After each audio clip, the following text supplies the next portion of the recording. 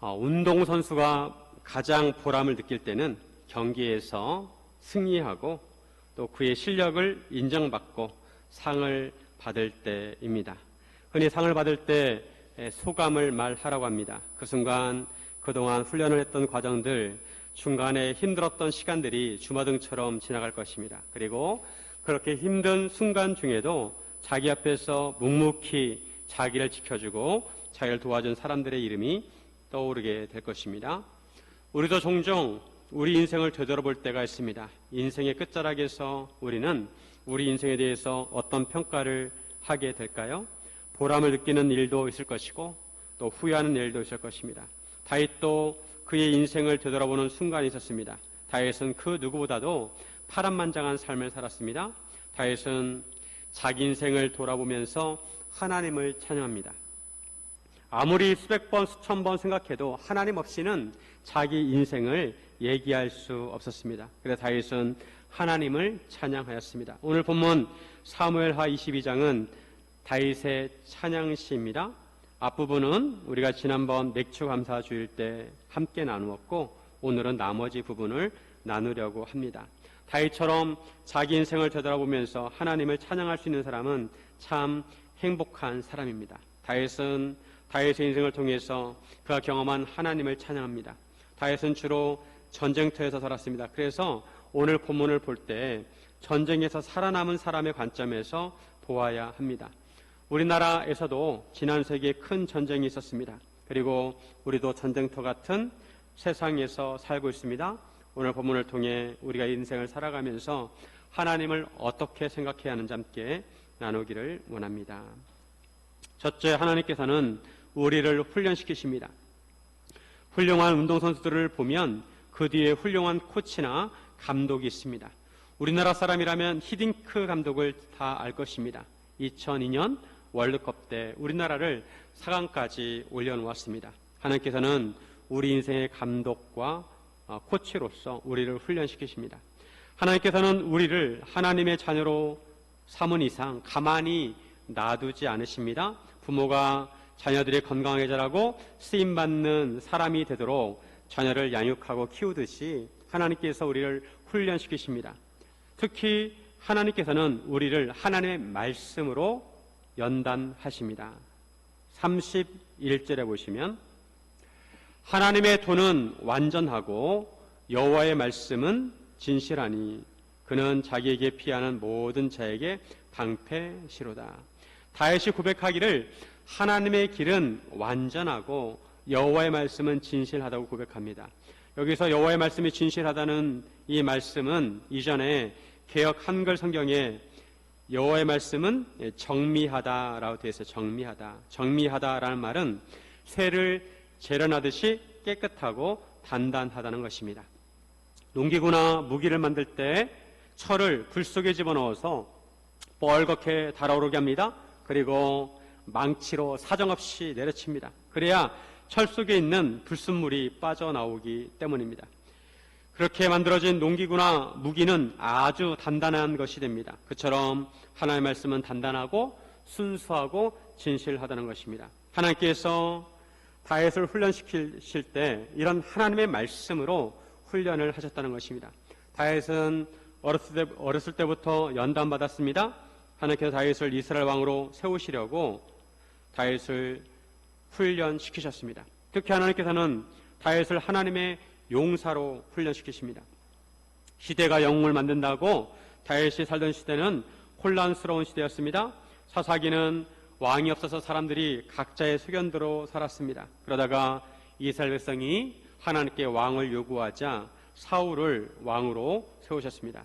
하지만 사울 왕은 하나님의 말씀에 불순종함으로 인해서 버림을 받게 됩니다. 이스라엘 백성은 가나안 땅을 정복하였지만 여전히 가나안 땅에는 가나안 민족들이 함께 살고 있었고 주변에서도 이스라엘 백성을 위협했습니다. 그래서 이스라엘이라는 나라는 안정된 나라가 아니라 혼란스럽고 질서가 잡히지 않은 나라였습니다. 그러한 시대에 누군가 이스라엘을 하나님의 말씀으로 재정비하고 하나님의 뜻대로 나라를 세워야 했습니다. 이를 위해서 선택을 받은 사람이 바로 다윗이었습니다. 다윗의 역할은 혼란스러운 시대에 이스라엘이라는 나라를 하나님의 뜻대로 세우는 것입니다. 나라가 태평성대할 때는 덕치를 하는 왕이 필요합니다. 하지만 나라가 혼란스러울 때는 용맹스럽고 나라를 지켜줄 그런 왕이 필요합니다. 다윗은 나라를 바로 세우기 위해서 용사가 되어야 했습니다. 그래서 하나님께서는 다윗을 하나님의 용사로 훈련시키십니다. 다윗은 수많은 전쟁을 해야 했고 적들을 물리쳐야 했습니다. 그것이 그 시대의 사명이었습니다. 운동선수들은 운동을 할 때 기초 운동을 합니다. 헬스장에 가면 팔 운동을 하는 그런 운동기구도 있고 또 다리 운동을 하는 그런 운동기구도 있고 각 부위마다 운동기구가 있습니다. 운동선수들은 그렇게 근력을 키웁니다. 그 운동을 하는데 필요한 근력 운동을 합니다. 다윗도 마찬가지로 하나님께서 하나님의 용사로 쓰임받도록 다윗을 훈련시키셨습니다. 부위별로 훈련을 시킵니다. 34절에 보시면 나의 발로 암사슴 발 같게 하시며 나를 나의 높은 곳에 세우시며 하나님께서 다윗의 발을 암사슴 발 같게 하셨습니다. 암사슴은 빠른 발을 가졌고 민첩합니다. 험하고 거친 산과 바위를 뛰어다닐 때 미끄러지지 아니하고 빠르게 달릴 수가 있습니다. 하나님께서 다윗의 발을 그렇게 하셔서 다윗을 높은 곳에 세우셨습니다. 즉 다윗으로 하여금 승리하게 하셨습니다. 그리고 하나님께서 다윗의 손을 가르쳐 싸우게 하시고 다윗의 팔이 놋 화살을 당길 수 있게 하셨습니다. 그 당시의 무기는 놋으로 만들었는데 청동으로 활을 만들었습니다.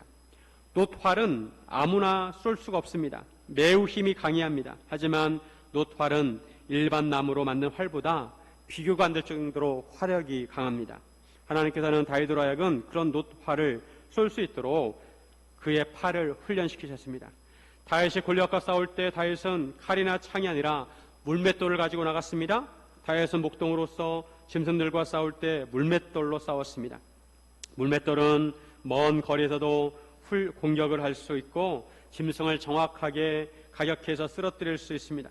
다윗이 물맷돌로 골리앗을 쓰러뜨리는 것을 보면 평소에 얼마나 많은 훈련을 했는지 알 수 있습니다.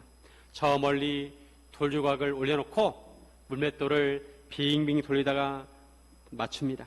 그런 연습을 수없이 많이 했을 것입니다. 그렇게 익힌 기술로 다윗은 악한 짐승도 물리칠 수 있는 그러한 용사가 되었습니다.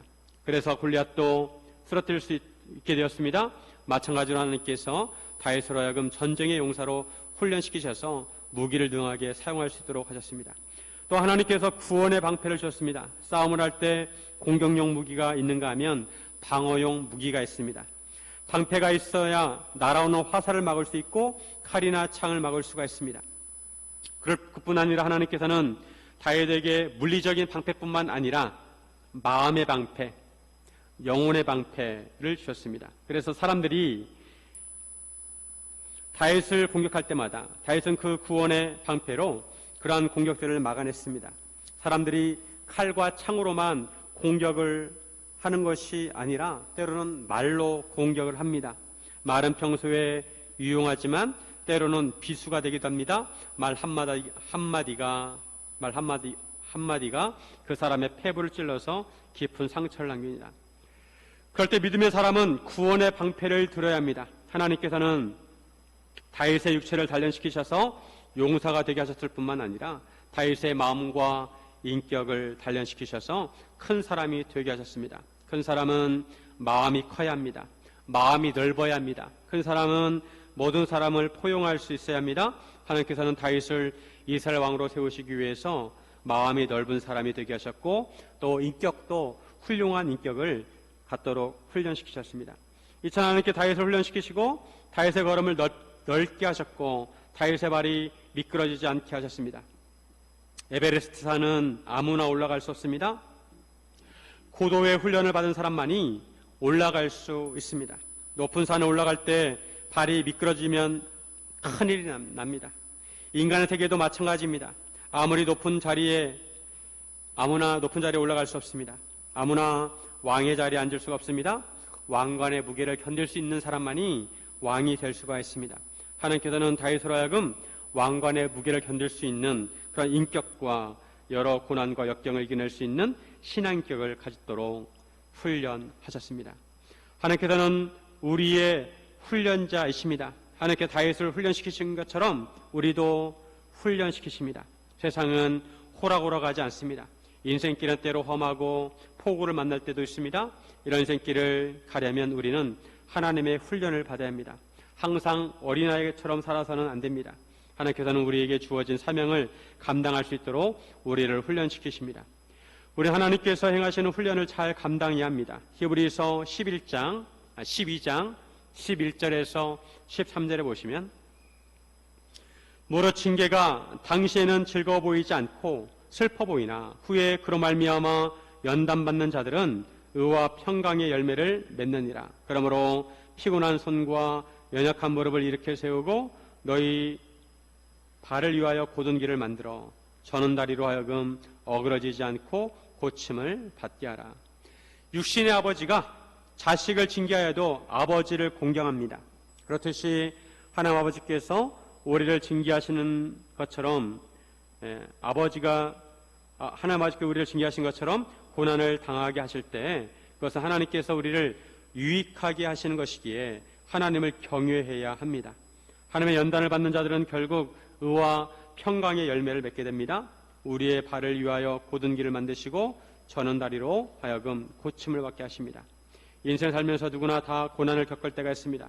우리는 그 고난을 믿음으로 인내할 줄 알아야 합니다. 특히 젊었을 때 고생을 한 사람은 인생을 살다가 어려운 일을 만날 때 쉽게 쓰러지지 않습니다. 오히려 어려움을 극복하는 힘이 생깁니다.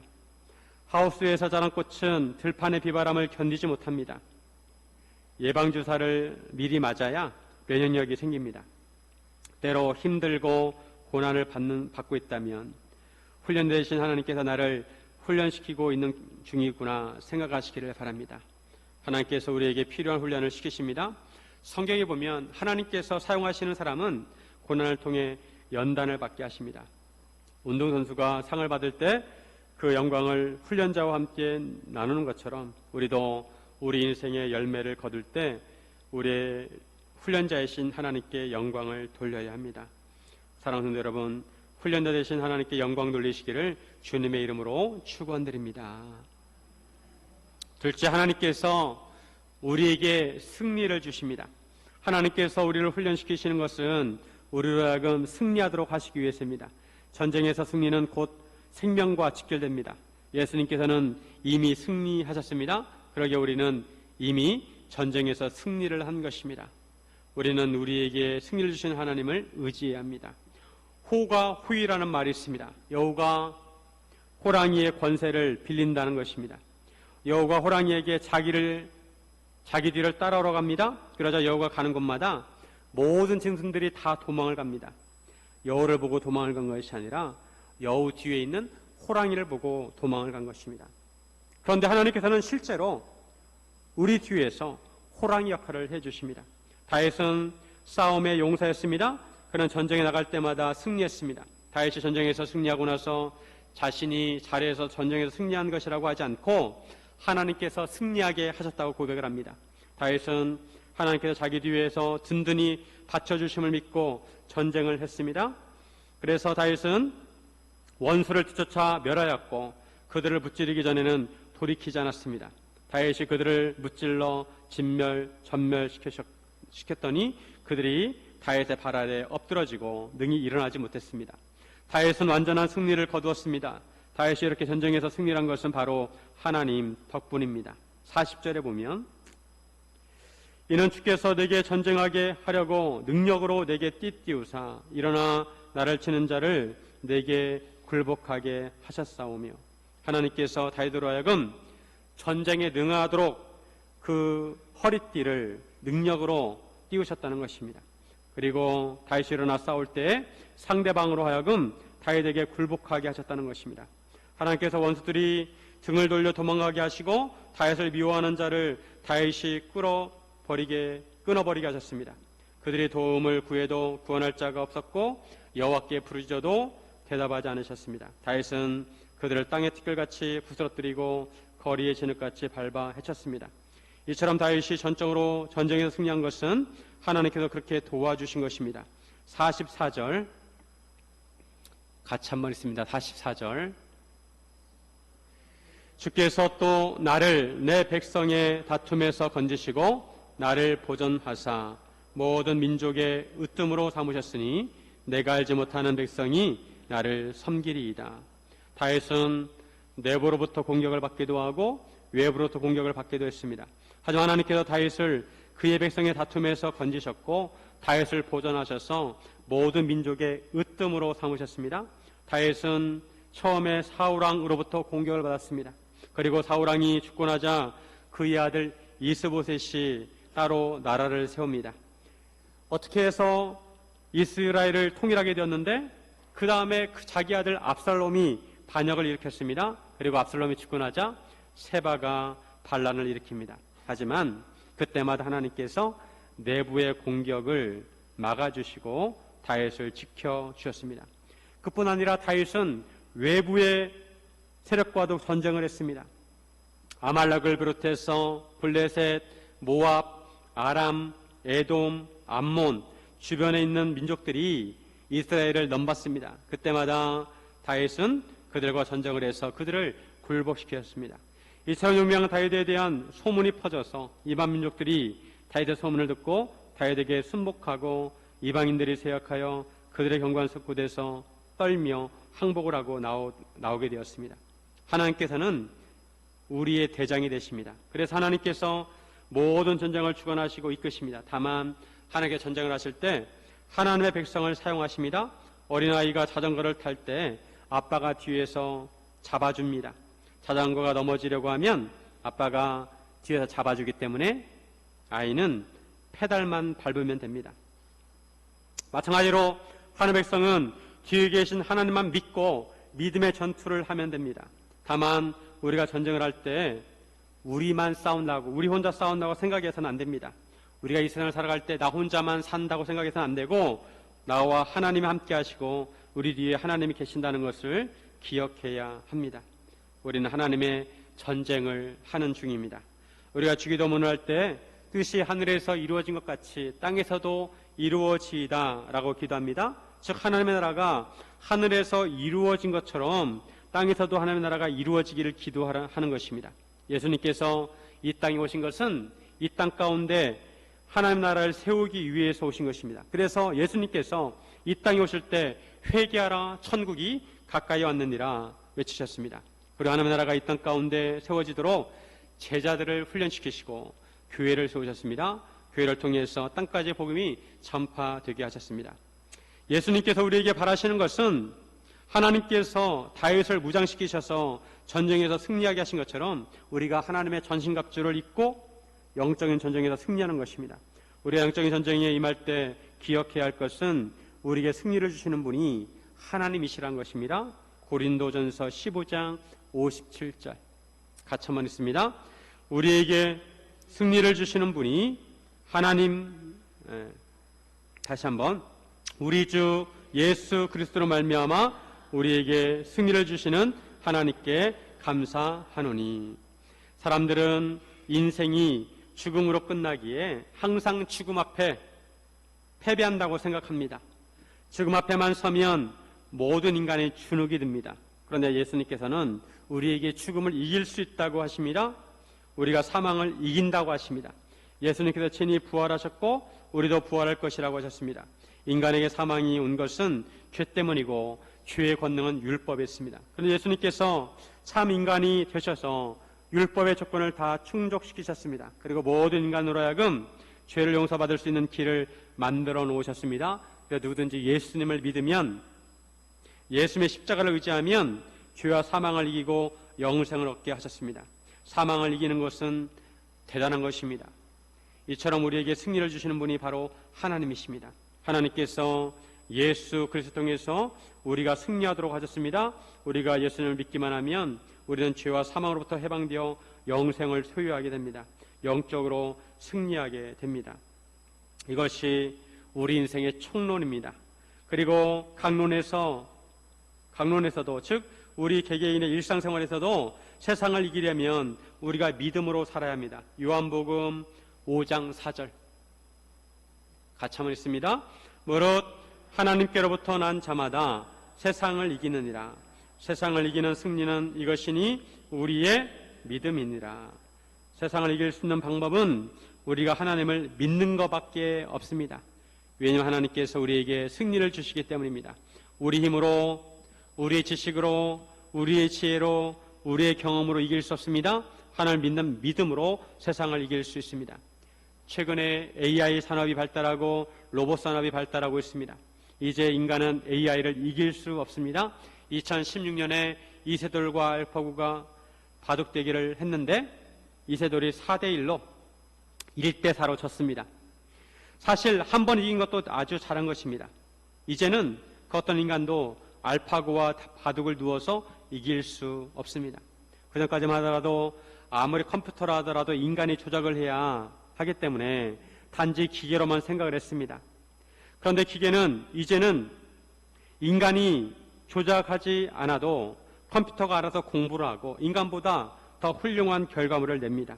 실제로 요즘에 많은 사람들이 일을 하는 데 있어서 인공지능인 챗GPT를 사용하고 있습니다. 그런데 문제는 이런 인공지능과 로봇을 악한 의도로 사용하는 사람들이 있다는 것입니다. 이제 세상은 악한 인간만 상대해서는 안 되고 악한 인공지능과 악한 로봇을 상대해야 하는 세상이 올 것입니다. 앞으로 10년 후, 30년 후만 되어도 세상이 놀랍게 변화가 될 것입니다. 세상이 어떻게 변할지 아무도 모릅니다. 한 가지 기억할 것은 우리가 어떤 세상에 살더라도 우리가 믿음으로 살면 우리가 세상을 이길 수 있다는 것입니다. 우리는 의사가 우리 병을 어떻게 고치는지 모릅니다. 우리가 의사한테 가면 의사한테 모든 걸 맡기면 의사가 우리 병을 고쳐줍니다. 우리는 죽은 사람을 어떻게 살리는지 모릅니다. 하지만 예수님께서 야이로의 죽은 딸을 살리실 때 믿기만 하라, 믿기만 하라고 하셨습니다. 딸이 죽었다는 소식을 듣고 벌벌 떠는 야이로에게 두려워하지 말고 믿기만 하라고 하셨습니다. 그리고 예수님께서 그 죽은 아이를 손을 잡고 이끄시며 달리다금 하였을 때 그 아이가 살아나게 되었습니다. 앞에는 홍해바다가 있고 뒤에는 애국 군대가 쫓아올 때 이스라엘 백성은 두려워 떨었습니다. 이제 우리는 꼼짝없이 죽었구나. 그때 모세가 이렇게 말합니다. 출애굽기 14장 13절부터 14절 모세가 백성에게 이르되 너희는 두려워하지 말고 가만히 서서 여호와께서 오늘 너희를 위하여 행하시는 구원을 보라. 너희가 오늘 본 애굽 사람을 영원히 다시 보지 아니하리라. 여호와께서 너희를 위하여 싸우시리니 너희는 가만히 있을지니라. 너희는 두려워하지 말고 가만히 서서 하나님의 구원을 보라. 하나님께서 너희를 위하여 싸우시니까 하나님께서 어떻게 하는지 지켜보라는 것입니다. 하나님께서 홍해바다를 가르셔가지고 마른 땅같이 지나가게 하셨습니다. 우리는 여리고성이 어떻게 무너졌는지 모릅니다. 다만 이스라엘 백성이 하나님의 말씀을 따라서 매일 6일 동안 한 바퀴씩 돌고 마지막 날에 7바퀴 돌았을 때 함성을 외쳤을 때 무너지게 되었습니다. 이 시대에 필요한 것은 바로 하나님을 믿는 믿음입니다. 그럴 때 하나님께서 우리에게 승리를 주십니다. 내가 승리하려고 하지 말고 하나님을 믿어야 합니다. 그러면 하나님께서 승리하게 하십니다. 사랑하는 여러분, 우리에게 승리를 주시는 하나님을 믿으시기를 주님의 이름으로 축원드립니다. 셋째, 우리는 살아계신 하나님을 찬양해야 합니다. 우리는 지금도 하나님을 믿고 있습니다. 우리가 믿는 하나님은 지금도 살아계십니다. 하나님은 영원하십니다. 우리가 영원하신 하나님을 찬양할 수 있는 것도 은혜입니다. 우리는 우리 삶을 통해 하나님을 찬양해야 합니다. 우리가 하나님을 찬양하려면 하나님을 제대로 알아야 합니다. 우리가 믿는 하나님이 어떤 분이신지, 하나님의 성품은 무엇이고 무엇을 중요하게 생각하시는지 알아야 합니다. 우리가 하나님을 만나는 것은 지식적으로 하는 것도 포함되지만 체험적으로 알아야 합니다. 우리의 삶을 통해서 하나님께서 어떤 분이시구나 그것을 알아야 합니다. 구약에 왜 이스라엘 역사가 기록되게 하셨을까요? 하나님의 백성으로 선택된 이스라엘 백성이 체험적으로 알게 된 여호와 하나님을 소개하고 있는 것입니다. 그들이 체험한 하나님이 어떤 분이신지, 그들이 경험한 하나님은 어떤 성품을 가지고 계신지 소개하고 있는 것입니다. 그래서 사무엘 상하는 처음과 마지막에 하나님을 찬양하는 시가 나옵니다. 사무엘상 2장 2절에 보면 한나의 노래가 나옵니다. 사무엘상 2장 2절 여호와와 같이 거룩하신 이가 없으시니 이는 주밖에 다른 이가 없고 우리 하나님 같은 반석도 없으심이니이다. 그 시절의 여자가 아기를 낳지 못하면 인간 취급을 받지 못합니다. 아기를 낳지 못했던 한나가 하나님께 간절히 기도했을 때 한나로 하여금 하나님께서 아기를 잉태하게 하시고 사무엘을 낳게 하셨습니다. 이런 체험을 한 한나는 하나님을 찬양합니다. 이 세상에 하나님 같으신 분이 없고 하나님은 반석 같으신 분이라고 찬양합니다. 하나님께서는 흔들림이 없다는 것입니다. 또한 여호와 하나님은 죽이기도 하시고 살리기도 하시고 수월에 내리기도 하시고 거기서 올리기도 하십니다. 하나님은 가난하게도 하시고 부하게도 하시며 낮추기도 하시고 높이기도 하십니다. 그리고 사무엘서가 마무리하면서 오늘 본문에 다윗이 하나님을 찬양하고 있습니다. 47절 여호와의 사심을 두고 나의 반석을 찬송하며 내 구원의 반석이신 하나님을 높일지로다. 다윗은 여호와의 살아계심을 찬양합니다. 하나님은 살아계신 하나님이십니다. 다윗은 전쟁터에서 살아남는다는 것이 얼마나 절실한 것인지 알았습니다. 생명의 가치를 알게 되었습니다. 우리가 바람을 느낄 수 있고 비를 맞을 수 있고 눈으로 볼 수 있고 입으로 먹을 수 있다는 것은 우리가 살아있기 때문입니다. 다윗은 전쟁터에서 삶과 죽음의 차이가 멀지 않다는 것을 알았습니다. 우리에게 생명을 주신 분은 하나님이시고 그 하나님께서 살아 계신다는 것입니다. 그리고 다윗도 한나처럼 하나님을 나의 구원의 반석이라고 찬양합니다. 하나님은 반석 같으신 분이십니다. 우리 하나님을 이해할 때 특히 하나님께서는 언약을 중요하게 생각하신다는 것을 알아야 합니다. 하나님께서 인간과 관계를 맺으실 때 언약을 중심으로 관계를 맺으십니다. 이것은 하나님께서 인간을 인격체로 대하시고 서로 약속을 통해 일을 하신다는 것입니다. 하나님께서도 언약을 반드시 이루시고 인간도 언약을 붙들고 지키기를 원하십니다. 사실 다윗이 인생에 많은 어려움이 있었지만 그럼에도 다윗이 끝까지 살아남은 것은 하나님의 언약 때문입니다. 사무엘하 7장 12절과 13절 내 수완이 차서 내 조상들과 함께 누울 때 내가 내 몸에서 날 내 씨를 내 뒤에 세워 그의 나라를 견고하게 하리라. 그는 내 이름을 위하여 집을 건축할 것이요 나는 그의 나라 왕위를 영원히 견고하게 하리라. 하나님께서 그 전에 다윗에게 언약을 주셨습니다. 하나님께서 다윗에게 영원한 집을 지어주신다고 하셨습니다. 즉 다윗의 나라를 망하지 않게 하신다는 것입니다. 죄를 범하여도 인생의 채찍으로 징계하시지만 은총을 빼앗지는 않으신다고 하셨습니다. 다윗이 인생을 통해서 체험 하나님은 하나님께서 주신 언약대로 다윗을 대하셨다는 것입니다. 하나님은 신실하셔서 언약 그대로 다윗을 인도하셨습니다. 하나님께서 주신 언약은 흔들리지 않는 반석이고 그 언약을 이루시는 하나님은 반석 같은 하나님이시라는 것입니다.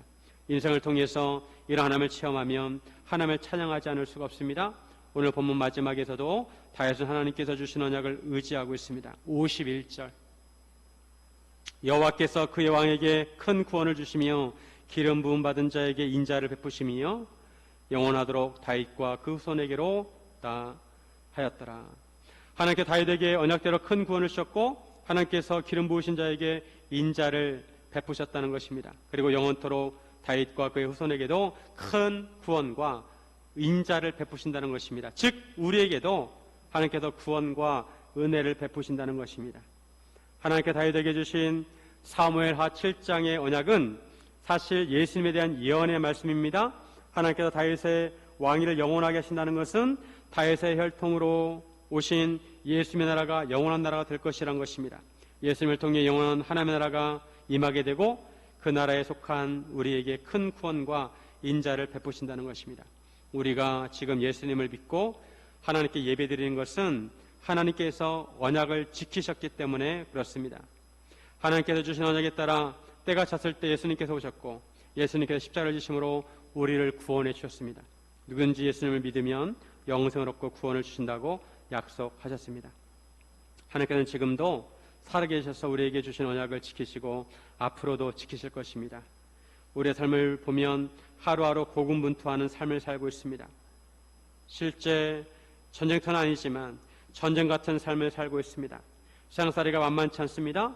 군대에 가면 사격 훈련합니다. 근데 아무한테나 총을 주지 않습니다.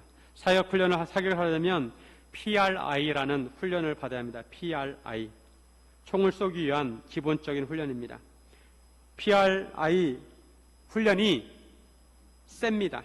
그래가지고 이 PRI 훈련을 앞자를 따가지고 흔히 말하기를 피나고 알배기고 이가 갈리는 훈련이라고 합니다. 그런 훈련을 받아야 안전하게 총을 다룰 수가 있습니다. 하나님께서는 우리에게 주신 인생을 우리가 의미 있게 살고 믿음으로 승리하도록 우리를 연단하시고 훈련시키십니다. 최강야구라고 하는 프로가 있는데 은퇴한 프로 야구 선수들과 아마추어 야구 선수를 모아서 야구팀을 하나 만들었습니다. 그리고 아마추어 야구팀들과 시합을 하는 프로입니다. 그 야구팀의 감독이 김성근 감독입니다. 김성근 감독은 인천 SSG 랜더스의 전신인 SK 와이번스의 감독을 맡게 되었습니다. 김성근 감독은 선수들을 아주 독하게 훈련시키는 것으로 유명합니다. 방망이를 500번, 1000번이라도 휘두르게 합니다. 손에서 힘이 하나도 남지 않도록 그때까지 훈련시킵니다. 김성근 감독이 왜 이렇게 선수들을 독하게 훈련시키느냐 물었더니 만약 자기가 그렇게 하지 않으면 그들의 미래가 없기 때문이라고 했습니다. 세상 사람들은 살아남기 위해서 많은 노력을 합니다. 그래야 미래가 있기 때문입니다. 선우들은 물론 세상 사람들처럼 많은 노력을 해야 하지만 그 많은 노력이 헛되지 않게 하기 위해서 하나님을 믿고 하나님의 언약을 붙들어야 합니다. 그럴 때 우리에게 비로소 확실한 미래가 보장이 될 것입니다.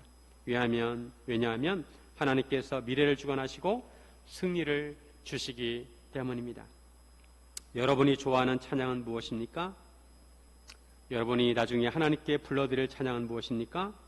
하나님께서는 우리로 하여금 승리의 찬양을 하게 하십니다. 사랑하는 성도 여러분, 우리의 믿음의 삶을 통해 살아계신 하나님을 찬양하시기를 주님의 이름으로 축원드립니다.